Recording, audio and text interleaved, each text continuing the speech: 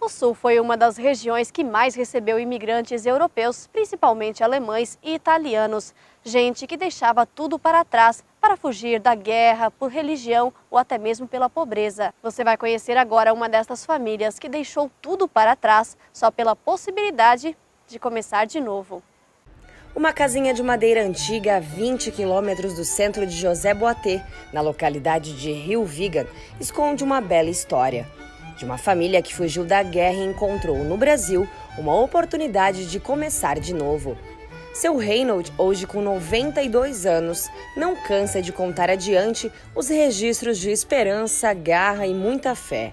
As dificuldades que o deixaram ainda mais forte. Deixou a gente ser o que a gente é hoje em dia, né? Porque foi lutado bastante. Com a Primeira Guerra Mundial, a Polônia, país de origem da família Dreger, ficou sob domínio russo.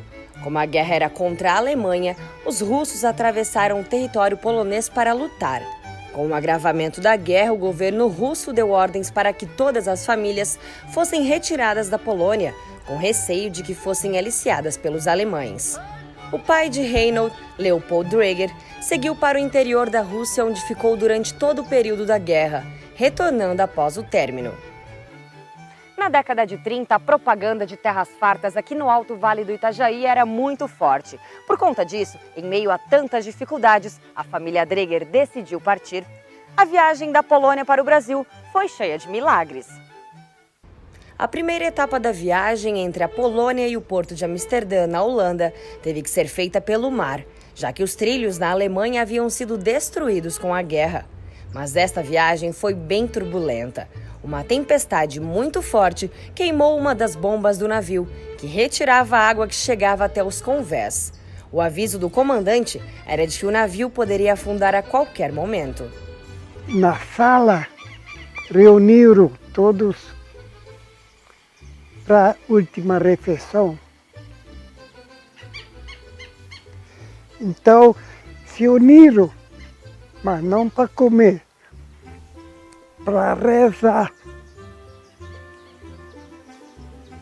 E ali aconteceu o milagre. A tempestade calmou. O combinado entre o casal era de que, se o navio afundasse, Leopold pegaria 2 dos 3 filhos no colo e ela seguraria Reinhold. Mas, por sorte, conseguiram socorro e todos os passageiros foram transferidos no dia seguinte para outro navio maior, até o porto de Amsterdã, onde seguiram viagem. No alto mar, passar de um navio para o outro na Ponte Penstre. 8 horas depois de já passar tudo para outro navio, aquele navio ainda queria ir para a Inglaterra, mas não chegou lá. Afundou. Após a chegada no Brasil, a família Dreger foi encaminhada para a região de Ibirama para dar início à nova vida. Mas já era quase no fim do interior, que todo mundo já tinha outros escolhendo o terreno.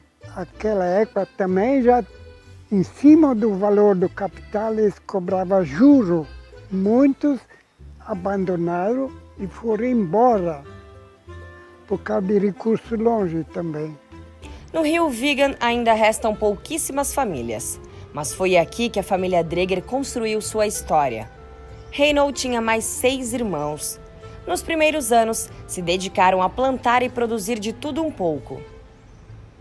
Sobrevivia daquilo que plantava. Então criava porco, gado, assim, criação de galinha, coisa, só para o gasto próprio, né?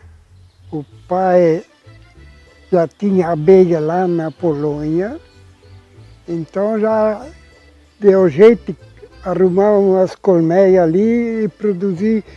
Em pouco tempo tinha bastante colmeia e já tinha produção de mel. Por gasto ia vender, botava na carroça e ia levar para vender. Talvez em Ibirama, conforme todo mundo comprava mel. A história da família está fortemente ligada ao desenvolvimento e atuação da Igreja Evangélica do Rio Vigan. Foram eles que ajudaram a construir a primeira igreja, na formação do coral, além da doutrina e do culto infantil, que eram ministrados pela mãe de Reynold. Ele segue os passos dos pais, já falecidos, e é o responsável por ainda bater o sino das 2 igrejas da comunidade.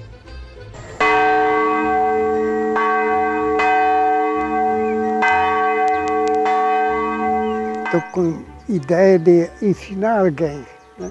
Porque não é difícil, mas para fazer o toque de cortijo inteiro é só bater de um lado só, né? Assim, isso não é qualquer um, se não tem nada de instrução, é difícil fazer, né?